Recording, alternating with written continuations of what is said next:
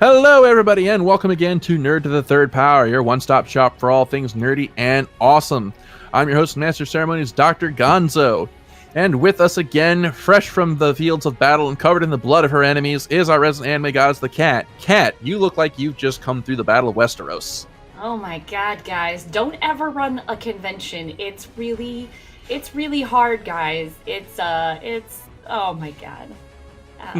I'm back though. I survived my convention.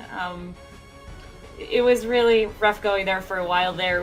So the reason why I took the hiatus was because I was working like 8 hours a day at my day job and then coming home and working on the convention for like 5 hours.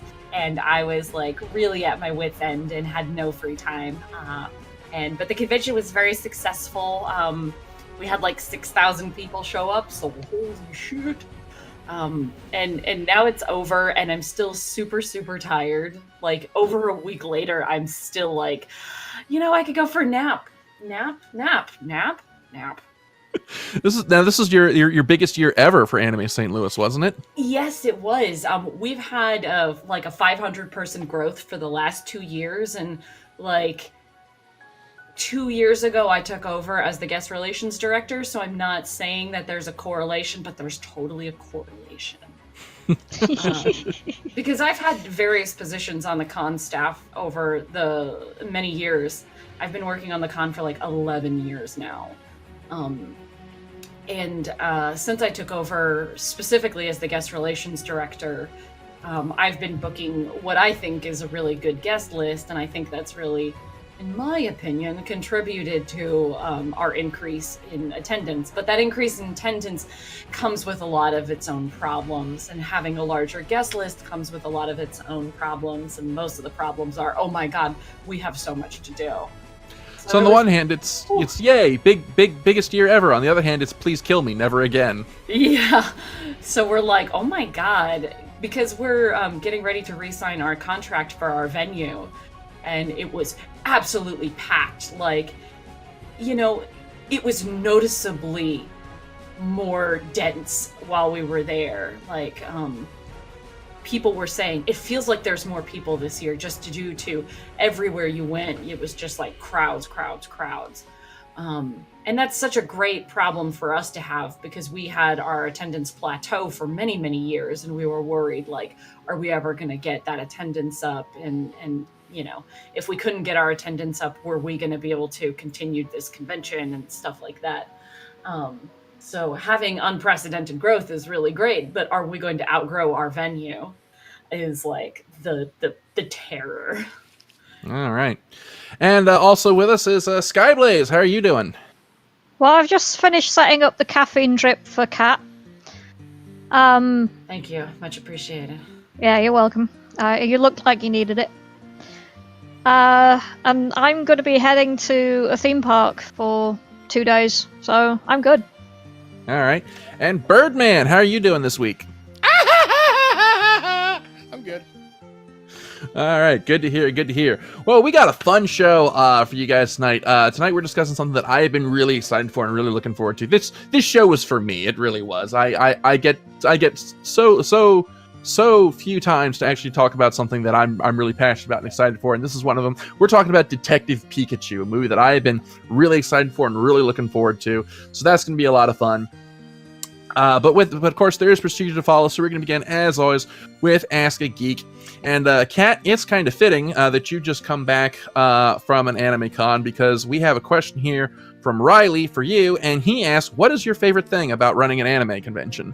Oh god, okay, there's like, because I'm on guest relations staff is a little different than the rest of staff, because you spend most of your time with the VIPs, you're hanging out with like voice actors and stuff like that. And so that's what I really like, is getting to socialize a little bit with the people that I really admire. So, my best moment, pure best moment at Anime St. Louis this year was taking Richard Epcar, who is the voice of Raiden in Mortal Kombat and Ansem in Kingdom Hearts, and I've worked with him at a bunch of shows. And I love working with this guy and taking him out for Korean barbecue one night.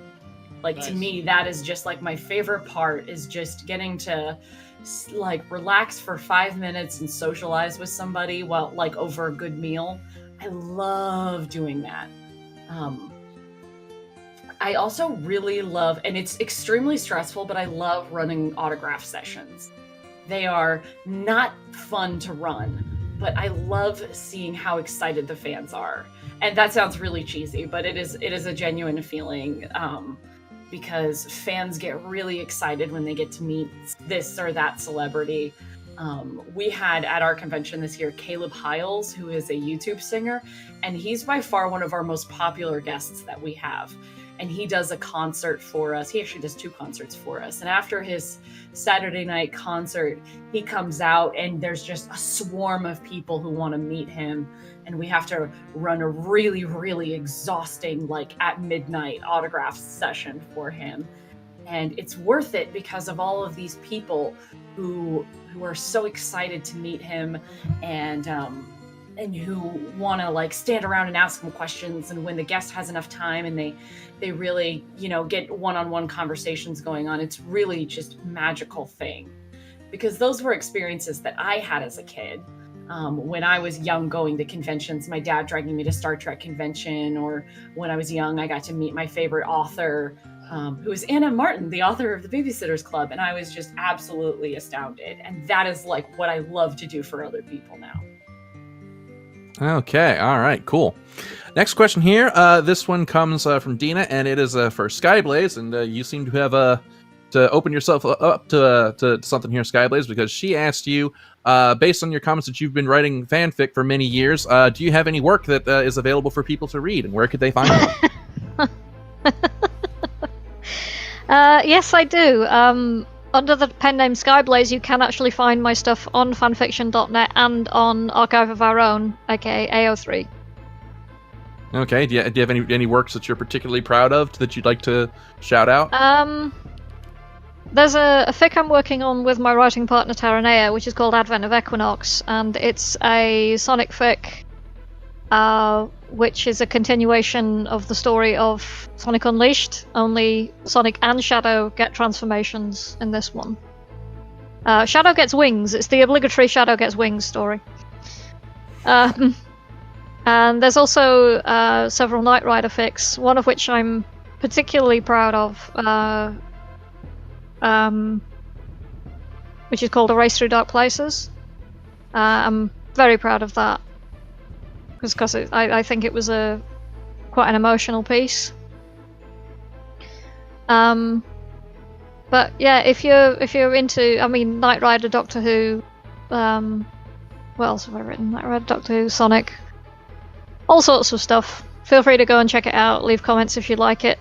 So just make sure I got my cards right. This is a Knight Rider and Doctor Who crossover. I have written one of those, but I haven't posted it because it's not very good. Please tell me you have a scene where Kid is inside the TARDIS and he reveals that he can speak to it, and the two of them have an argument. I didn't get that far. It was only very, very short. Oh, okay. All right. And she's got a second question here. As a connoisseur of fan fiction, do you have any particular favorites that you've read that you'd like to recommend? Oh, good God, so many, so very many. There are.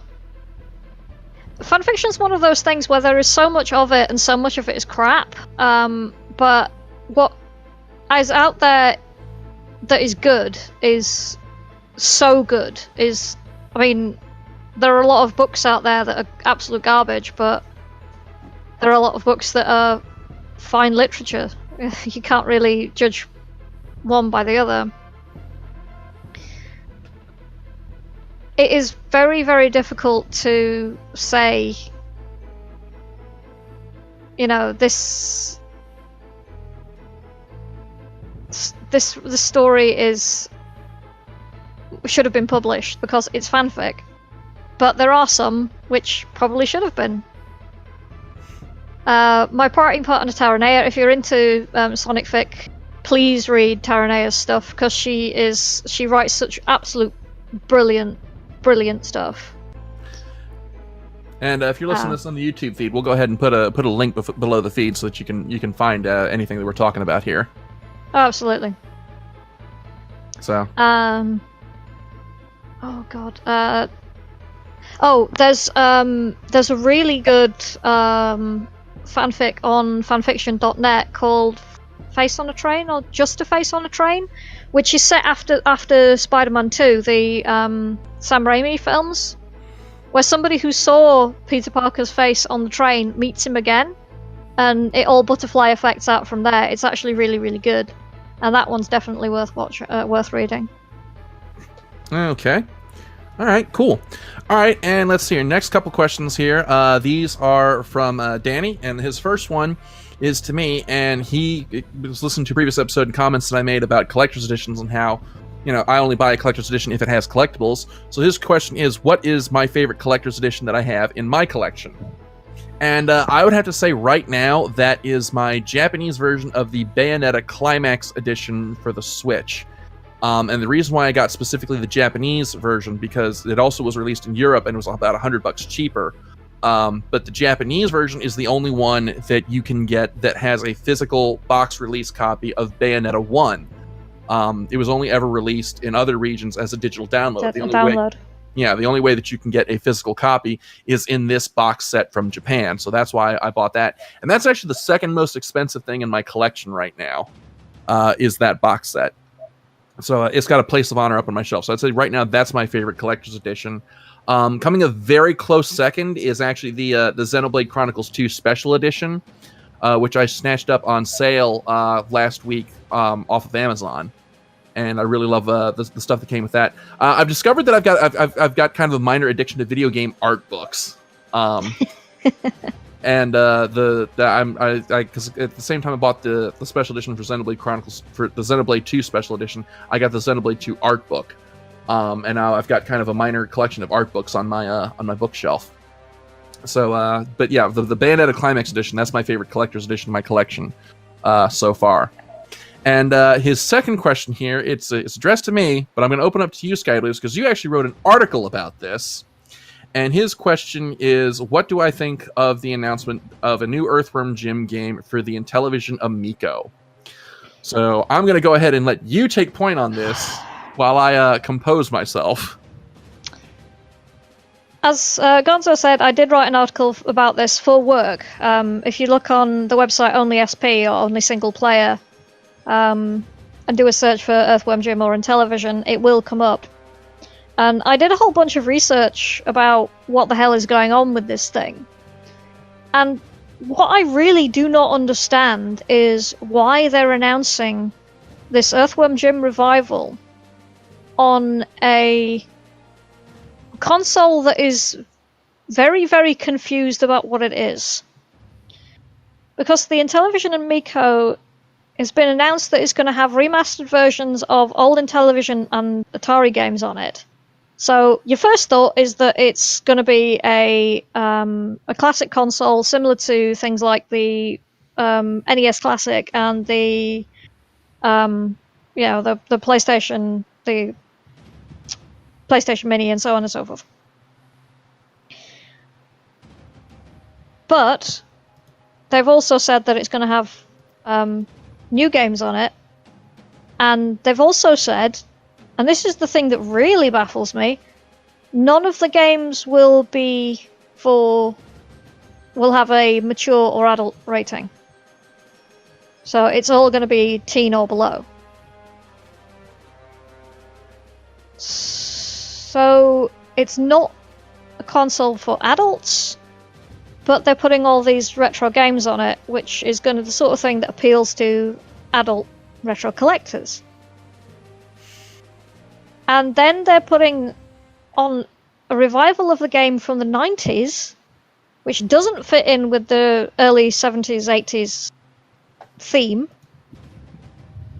on this console that's supposed to be for kids who won't recognize Earthworm Jim.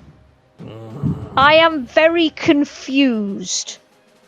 I, on the other hand, am very angry. Oh, Skyblaze will tell you, this gets my blood boiling. Harlan Ellison tasted less of his own bile in his throat when he saw Gene Roddenberry assault his script for City on the Edge of Forever than I taste looking at this case of complete and utter franchise abuse. Just everything about this console makes me mad. Like, oh, you have a 21st century 2D chip. Oh, I'm so happy for you. I'm so impressed that you're designing a console with off-the-wall components. Or even worse, a retooled Raspberry Pi. And like Skyblaze said, they have no idea who they're trying to sell themselves to. Absolutely none. They keep talking about how they were making a console for Intellivision fans, but then in their next breath, they go on about how they want to be an entry-level console and how none of their games are going to be rated higher than E10+. When the only people who remember Intellivision are older people who grew up with it, or people like me who collect retro shit like this.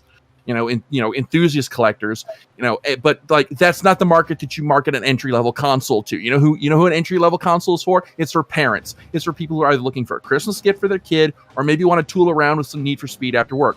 But neither of those groups are going to do the research necessary to find this console in the back of Target's bargain bin section next to a mountain of unsold Oyas. And you got Earthworm Jim, one of the most beloved 90s icons on this console. You're banking on nostalgia, but it's the wrong kind of nostalgia. The Intellivision was long gone by the 90s. And it's like, I don't care that you got the original Earthworm Jim designers back. I don't care that your console's only going to cost $160. I'm not buying a whole new console just for one game that's wearing the rotted skin of a corpse nobody remembers. It's just, they don't know anything about what they're doing. And here's what really makes me mad about the whole Earthworm Jim thing specifically.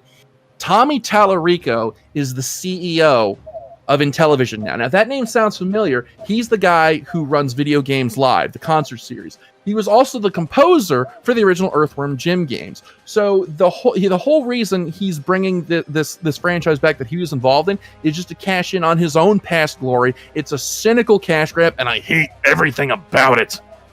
Oh, you're fishing for idiots, and Earthworm Jim is the literal worm on the hook. You're not putting forth any effort to sell yourself. You're not interested in making a quality product. You're just trotting out Earthworm Jim and making him dance like a Vegas stripper, hoping people throw you enough money that you can pay off Savage Henry and his pack of gangbangers before they break your legs for not being able to pay for your expensive cocaine habit. Oh! So yeah, fuck those guys. Do you have any opinions on this, Mike? I think it's pretty fucking stupid to put that have that be unexclusive for the console. That's going to sell a few units, but it's going to get ported in like a year or two anyway.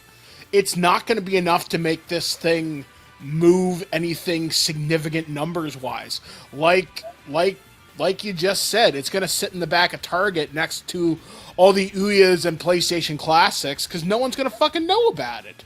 They don't have the money for any effective marketing campaign.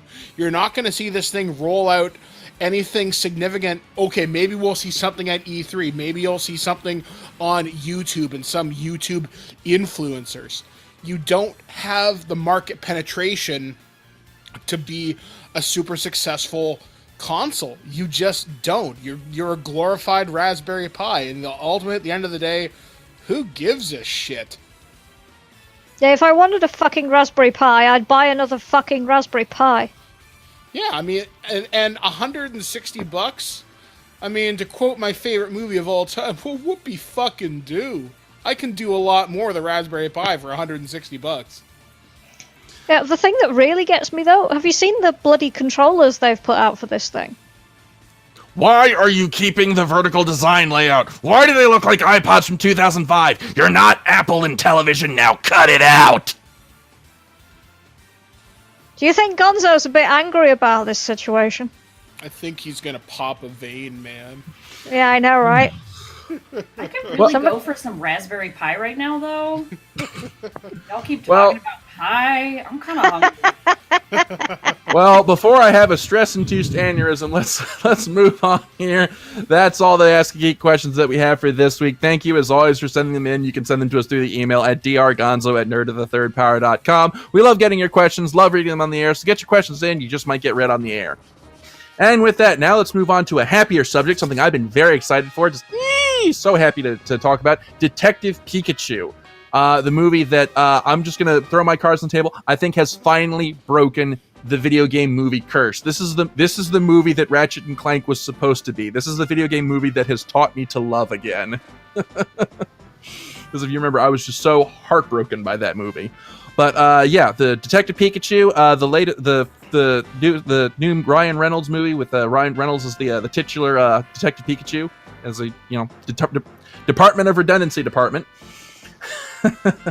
So yeah, let's just start opening up the floor here with our general thoughts. So Skyblaze, let's start with you on this one. What are your general thoughts on Detective Pikachu? See, I kind of went into this blind because I didn't even realize that it was an adaptation of a specific game. I thought it was just a generic Pokemon adaptation. I didn't even realize that there was a Detective Pikachu game first.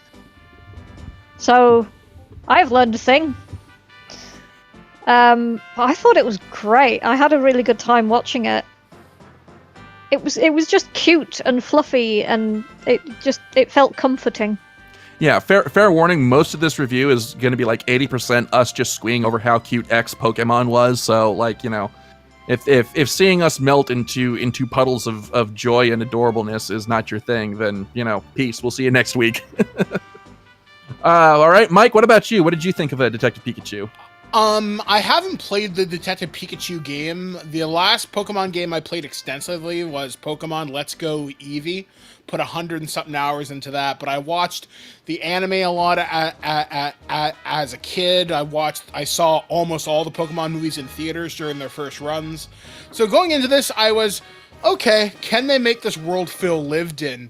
And for the next 2 hours, I was so impressed. I was so happy when I heard there's a little jingle for the Pokemon News Network at one point, and it's the Pokemon theme song. I literally teared up and looked at my wife and went, oh my god, it's the song! And I was just so happy. Plus, my boy Psyduck, he came to play, and I was so happy. All right, and Kat, what did you think of Detective Pikachu? As somebody who has no investment in Pokemon at all, I never watched the show, really. I've only ever played, the Pokemon Go game, and, haven't played it in quite a while. I wasn't even planning on seeing this in theater, except that one of my friends wanted to go see it. And I was like, okay, fine. And I was like, okay, as long as I get Pokemon, then I guess that's okay. And for me, that's what I got out of it, because I really enjoyed it until the third act. And then the third act whipped around, and I'm like, oh yeah, this is a children's movie. And it got really cringy in some spots for me. And I didn't really enjoy the third act very much. But overall, I really liked the film, except for that part. All right, well, I guess now this is the part where we'll start breaking the film down to its component pieces, starting with the plot. And at this point, we will sound our trademark Nerd to the Third Power spoiler alarm. That if you have not seen this movie, at this point, we will be discussing spoilers. So if you have not seen this film yet and plan to and want to see it without spoilers, abandon ship now. So, as Skyblaze mentioned, this movie is based on the Detective Pikachu 3DS game, and the plot of this movie actually is pretty much the plot of the game itself. We open up on Tim Goodman, who is the son of a police detective, and he wanted to be an aspiring. When he was younger, he wanted to be a Pokemon trainer, but for some reason that's elaborated on later in the film, he has turned against the idea of being a Pokemon trainer. Doesn't like Pokemon at all, and he's become estranged from his father until he gets a call that his father was killed in a car accident, and so he goes to Rhyme City. City, which is kind of like a sanctuary for humans and Pokemon living and working together, to try and find out what happened to his father. And while he's there, he meets up with his father Harry's partner Pokemon, the titular Detective Pikachu, who he discovers can actually speak English, and Tim is the only person who can understand him. And this Pikachu is convinced that Tim's father is still alive. And the two of them team up, somewhat reluctantly on Tim's part at first, to try and find Harry. So they discover this drug smuggling ring for a substance called R, which when Pokemon are exposed to it, they go into this berserk frenzy. And they follow this drug trail to a laboratory, and they discover a laboratory that's been performing experiments on the legendary Pokemon Mewtwo. and there's a whole plot involving a mega tycoon who wants to use the R and Mewtwo's powers to merge humans and Pokemon together, believing that is the next step in human and Pokemon evolution. And lots of funny moments, lots of action scenes, lots of fan service and Easter eggs. So that's pretty much the plot of the film. So let's just open this up. Birdman, what did you think of the plotting of this movie? I thought it was a really good adaptation of the material. I thought it was really well paced. There wasn't any real slow parts. I wouldn't say it was as well paced as, say, Avengers Endgame was made 3 hours whipped by. There were some slow parts in this, but nothing that felt significantly detrimental to the enjoyment of it. But thoroughly thought it was very well paced overall for a kids movie, and considering how simple the plot was, I think it's more than enough to keep kids' attention held for like the 2 hours that it's on screen. Okay, Skyblaze, what about you? What did you think of the plot of this film? The plotting was fairly consistent, I thought. They everything was set up and paid off the way it should be. Yeah, it was simplistic, but it wasn't bad. It was just straightforward, and that's fine. Because you don't want too many twists and turns when you're having such a broad audience. Okay. Well, for me, and I will fully admit that I'm coming at this from a total fanboy, I absolutely loved this movie story. Having played the game, actually played it myself, I felt like it was a really nice little distillation of the game story. Because this is actually based on the plot of the game, the Mewtwo bits and everything. So I thought it was a nice little condensation of the main story beats of the game. There were some bits where it's like, okay, you could see that the bits where the movie kind of really embraced the fact that it was a kids movie, and I felt like the third act was a bit rushed. Felt like it kind of barreled on a little bit there at the end, kind of moved a little quicker than I would have liked. But I mean, as Skyblaze mentioned, for a kids movie, I could see this being something that they would enjoy, and I actually had a good time throughout the whole movie. Now, Kat, it seems like you're the odd one out here. So, what were your issues with the plotting of the film? I can't get over the fact that the big mystery was that Bill Nye is trying to merge humans and Pokemon. This is like, okay, so first off, this comes at me like this is the plot of a cartoon. Like for very young kids, like that is such a weird thing to make the plot of a family film. But the more I think about it, the more horrific it is. It's not something you should think too hard about, because when you think about it, it gets really, it's like a lot of body horror going on. Like the idea that Bill Nye decided that the way to make humans better is to put their souls inside the body of Pokemon. They can't like talk and communicate. They can only say their own names. It's really messed up, guys. I'm like kind of horrified that that's where the movie went. I would be totally on board if we had David Lynch's Pokemon. I'm just saying. That would be fucking awesome. Like, if you had the theme to Twin Peaks playing in the background instead of that peppy thing that sounded sort of like the Jurassic Park theme, then yeah, like this would take on a whole different thing. Like I'm genuinely like just sort of like uncomfortable with that being what was going on. I have a problem with that sort of thing. It's like anything where somebody loses their body autonomy, it really makes me uncomfortable. And this was like a really dumb way to lose body autonomy. Like It kind of made sense in a deranged way. It kind of made sense though, because Bill Nye's character, his body doesn't work properly. So having not only the phenomenal cosmic power of Mewtwo, but also the ability to move around and fly however he wanted, that kind of makes sense. And he's like, "This is great. Everyone should be like this." Meanwhile, the guy with the Magikarp is like, "No, I may have objections." Right. It makes like a part of it just makes me so uncomfortable. It's like it's against somebody. Everybody else in the entire movie had this done against their will to them. But then it was also super like stupid and cheesy because it's Pokemon. Like yeah, exactly. It's Pokemon. So do you think it was like just that dissonance, that this is something that ordinarily makes you uncomfortable, but it was kind of, it was cheesy enough to fit with the mythos? It felt too childish of a, like, it's either got to be for very young kids or like horror levels, and it feels like it shouldn't be in between. Like, my brain can't wrap its mind around that being like an in between. Because I think that's fair. Even like as a family film that has a lot of adult humor in it, that people should be like, that's not right. All right, well, that's fair. That's fair. So what were some moments of the film story that stood out to you? Some moments that you particularly enjoyed. I'll tell you, one of the things that I absolutely loved about this film, going through it, was all the Easter eggs and fan service for fans of the Pokemon series, and seeing some of the creative ways that Pokemon were utilized. Me and Skyblaze were actually talking about this the other morning. And I asked her what she thought of the scene in the underground fight club where Loudreds were being used as stereo speakers. That I was fucking mentioned clever as hell. Yeah, I thought that was really cool. It's like, yeah, that's awesome, and I bet DJs in that world save a tune on DJ kit, because proper DJ speakers are hella expensive. However, can you imagine the look on the Loudred's face when you approach them with an XLR cable? Where does one plug that in? Exactly.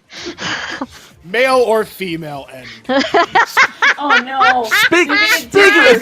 Speaking of things that are horrifying when you think of them. Body horror once again. It pays not to think too hard about this film. That's all I'm saying, guys.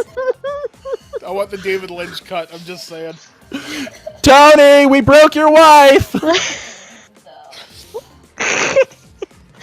I'm fine.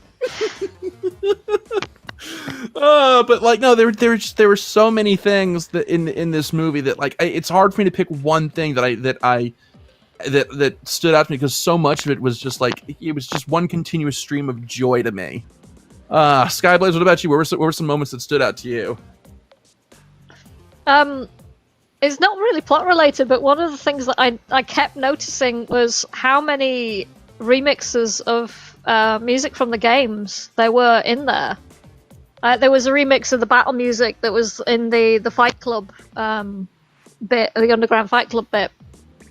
And they were still using it wasn't quite 8-bit, but kind of the lo-fi sounds, which makes sense, because the guy who was doing the music was Henry Jackman, who also did the music for Wreck-It Ralph.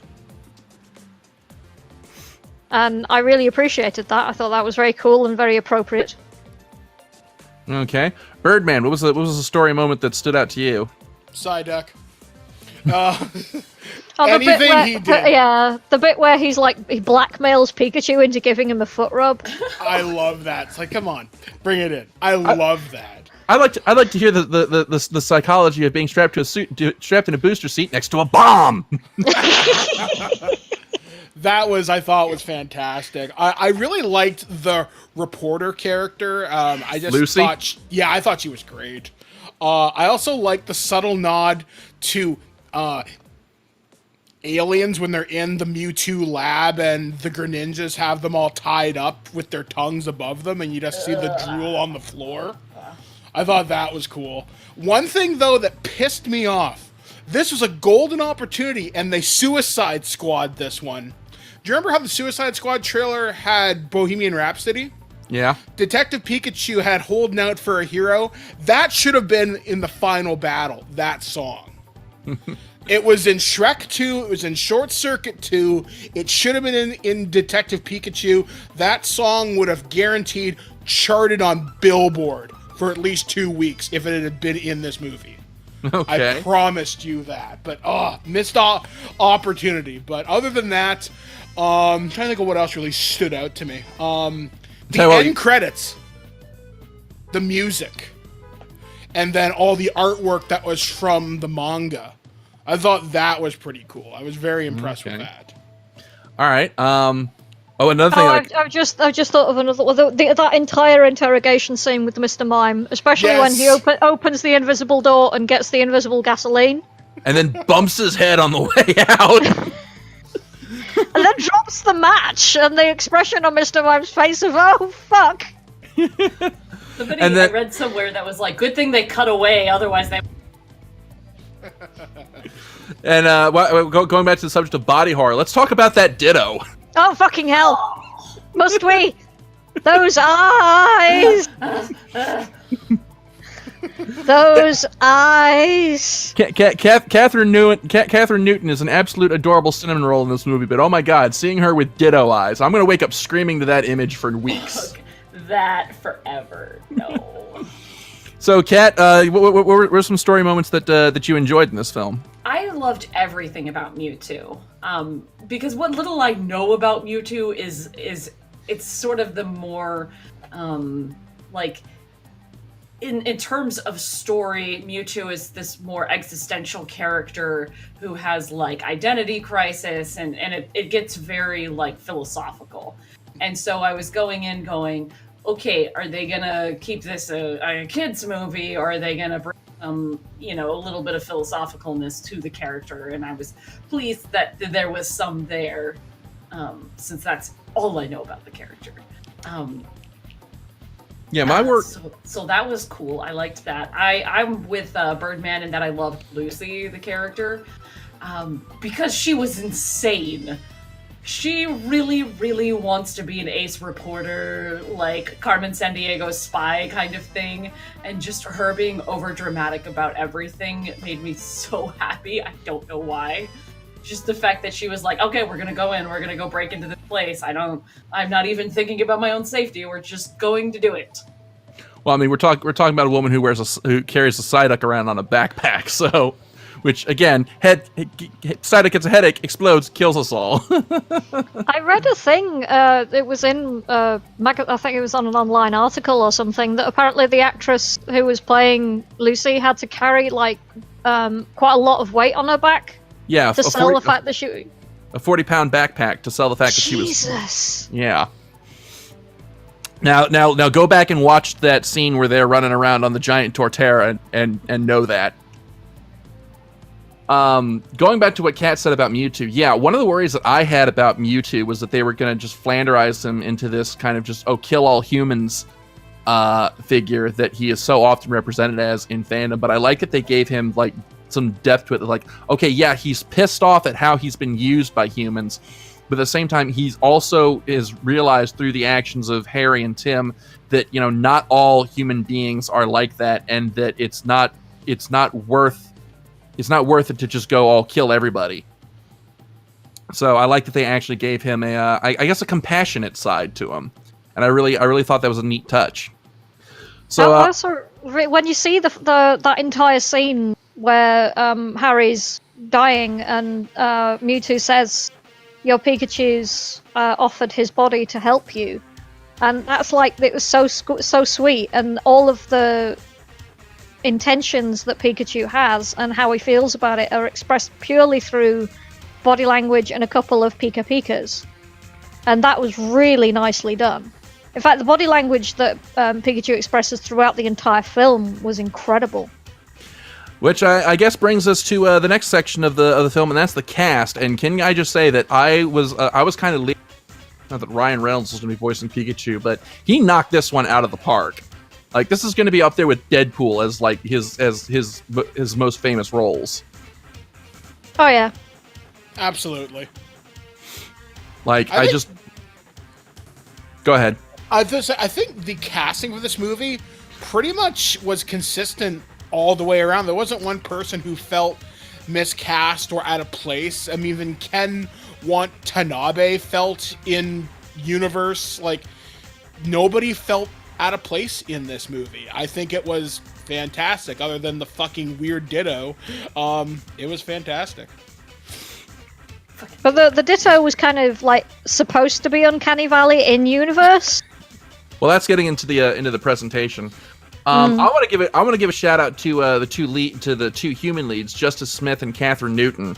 who you could tell just from their performances they were having a lot of fun with this movie. Catherine especially seemed like she was just having an absolute blast with her role, and I love the energy that she brought to Lucy. Just that manic early college, I'm going to change the world energy. It was something I said when we finished watching it to Tony and to Nova, who we went to go and see it with. It's like you can really tell that the cast are having entirely too much fun with this film. Bill Nye has gone on record as saying he's been made into a huge Pokemon fan because of this movie. He's actually... Oh yeah, I saw that, and his favorite Pokemon is Mew. Kat, what did you think of the casting of this film? I really enjoyed it. I really enjoyed, like you said, both of the human performances. I just thought they were so spot on.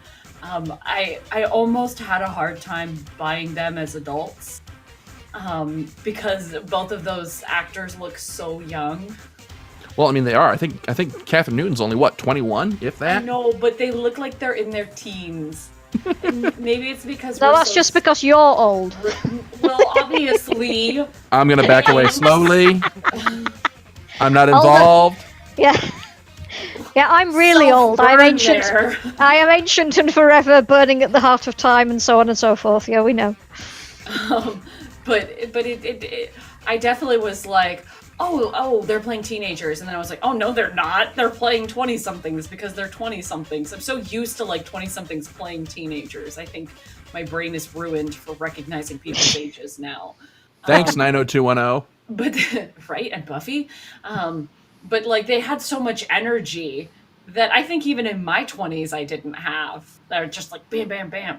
And them both being awkward and weird in their own ways, I just thought they had really great chemistry. They were really fun to watch on scene together. And then of course Ryan Reynolds. It was such an unusual thing to even conceive of, would be this talking Pikachu, and what would a talking Pikachu sound like other than the Japanese actress. And there had been all of that scare that, what if Danny DeVito is playing Detective Pikachu, and imagine what we would have gotten versus what we got. And I'm so glad we got what we got. Detective Pikachu is an entire river of snark throughout the entire thing. I feel like Ryan Reynolds was responsible for a lot of his dialogue. Yeah, I have to wonder how much of that was ad-lib. Oh, the directors actually put out a thing that said that, look, Ryan Reynolds has ad-libbed so much over the course of this movie that we've got enough to make a whole R-rated, hour-long blooper reel out of the unused material. Amazing. I would pay money for that. And what I find is really funny about his performance is how the fandom is kind of run with it. That Pikachu, because one of the things that really kind of stunned the fandom was that Pikachu actually curses in this movie. So now the running joke is that Pikachu now are all just foul-mouthed little shits. Just all we hear is Pika Pika. When what they're really saying is, "Oh God, motherfucker, that hurt right in the cock, Jesus! Who sends me out? Who sends an electric type out against a Geodude? God, go to fucking school, dude." So now I will just forever imagine Ash's Pikachu. Just every line of his mouth is just him cursing out his trainer. Like, how is it you've been at this for 20 years and you've never won a single championship? Which Ash deserves because he's a goddamn scrub. But that's a discussion for another table. All right, so we've discussed the cast. Let's talk about the presentation of this film. And this is going to be the part where we just all melt into puddles of cute because, oh my God, the fucking Pokemon in this movie. Like, one of my fears going into this film was that, the Pokemon were going to be all very Uncanny Valley, or that they were going to try and do like the Michael Bay Transformers thing where they'd be redesigned to be quote unquote realistic, or Sonic quote unquote, movie. yeah, yeah, like that. God, but but no, we actually get game accurate designs for the Pokemon, and they actually made them work within this movie. And I think the standout example that me and Skyblaze are both kind of squeeing over was those goddamn Bulbasaur. Oh my God, how cute were the Bulbasaurs! The Squirtles too, man. The Bulbasaurs looked exactly just like tiny versions of Toothless in How to Train Your Dragon, and I think that's like 90% of what I was like, okay, I'll go see this movie for Bulbasaur. I want one. I want one of those Bulbasaur. I will take him home and I will hug him and pet him and water him and call him George. I will move to a river. The Growlithe and Snubbull that were being police dogs and such good boys. Yes. Any good doggo that was just like trotting alongside its Pokemon partner, just like just trotting alongside, like very good doggos. I was kind of. I've also really liked the Panchams that you see where they're. I can't remember what their evolved form is called, but the Panchams are crawling all over their evolved daddy, and one of them falls, and the papa just catches him, and I just thought that was so adorable. One that can go die in a bin though and never come out ever again is those fucking Apom. They were fine when they weren't hopped up on the drug. Just when they went feral, and it was like, oh god, no. You never realize how important a nose is to a facial design until you see these pissed off Apom. You know... Also, the Greninja were fucking terrifying as well. Yeah, but nothing beats out that Lickitung, though. Can we just discuss how horrifying that is? And the reality of what it would be like to just have something come up and lick you? No, thank you. Nope. I think the personal space, dude. I think the Lickitung actually beats out the Mr. Mime for the creepiest Pokemon in this movie. Ooh, it's a tough call. But yeah, speaking of which, Mr. Mime, let's talk about how that whole scene played out, because I absolutely loved how they animated that character and made him emote and actually played out that whole miming sequence. It was great. Just like Skyblaze said, the body language of the Pokemon in this movie is just phenomenal, and I can't wait until I can see the behind the scenes featurettes and how they did the mocap for these characters. Like Andy Serkis was in here somewhere. He had to have been.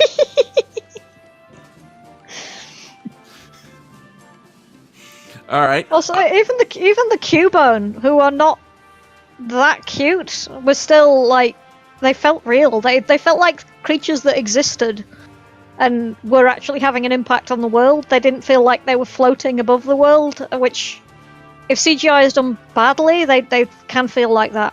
They actually felt like they had weight and presence. And another one that scared the hell out of me was the fucking Gyarados. Like it always looks like kind of a mean motherfucker in the games, but to actually see it realized as it is in this film, like you could kind of see this thing being the inspiration for those old dragons in Japanese mythology, the inspiration for those mythological sea serpents, because that thing just looked fucking horrifying. It looked cool though. Yeah. It did look cool, and the Charizard just nopes out of there. He's like, oh crap, this is gonna suck. Tim, I can't float. All right.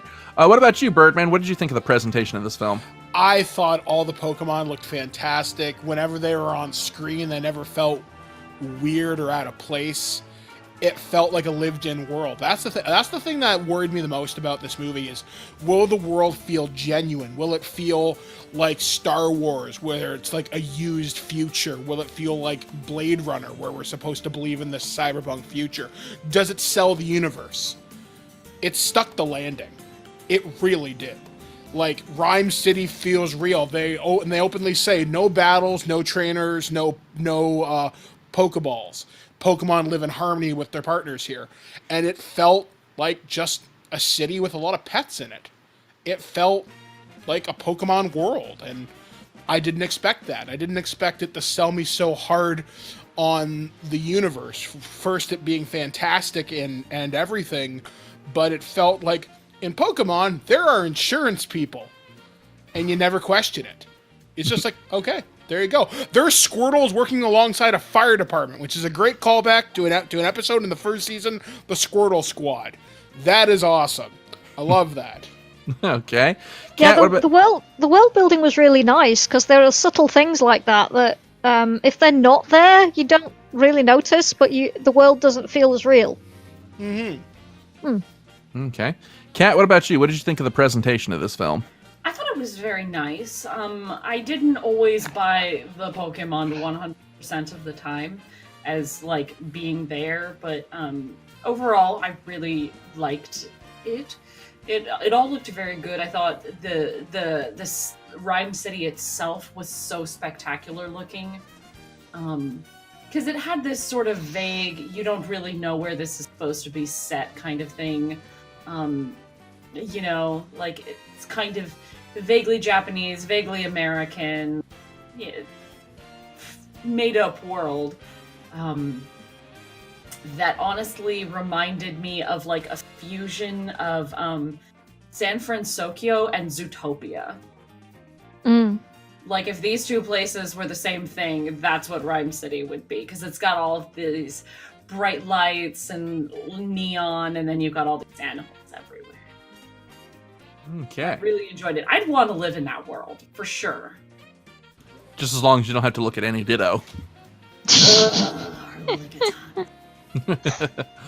All right, well, we're kind of running short on time, so let's start wrapping things up by giving our final thoughts on the film. And I'm going to open up by saying that this is what I have wanted to see in a video game film for a very long time. So many video game films, they fall into this trap of trying to make the fantastic fit into the real world. And I was scared to death that that if they made a Pokemon movie, they were going to do some stupid ass thing like, Pokemon came to our world through like a dimensional rift or the result of a genetic experiment, that they were going to try and fit Pokemon into our world instead of actually committing to the premise and having faith enough in the IP and in the world to actually tell a story within this fantasy universe.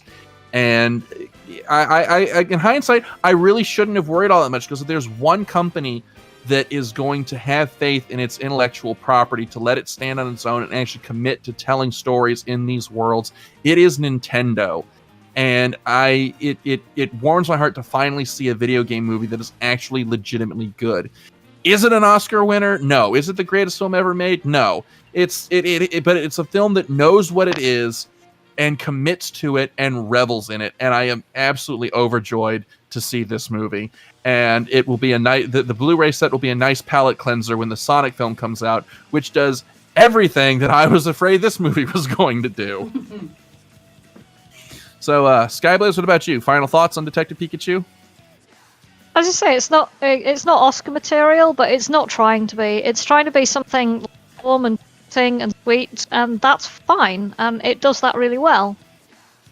And it is the sort of film that you'll put on if you've had a bad day. You come home from a crap day and you're like, I need something to cheer me up. I'm going to put Detective Pikachu on, because it's that sort of a film. All right, Birdman, what about you?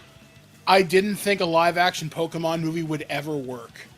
I'm glad to say that I was proven wrong. Okay, Kat, final thoughts. Overall, really enjoyed it. Very, very cute movie. I would definitely watch it again. So cute.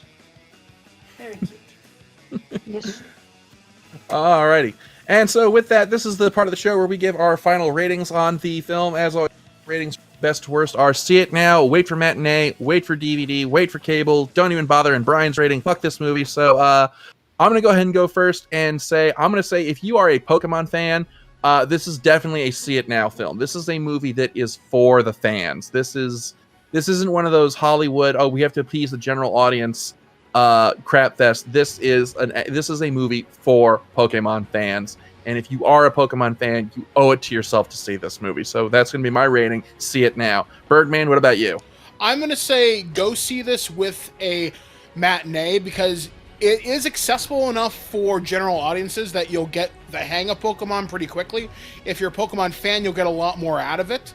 And depending on the audience you see it with, it's a totally different experience. I saw this with a group of older people and older Pokemon fans and some younger ones too.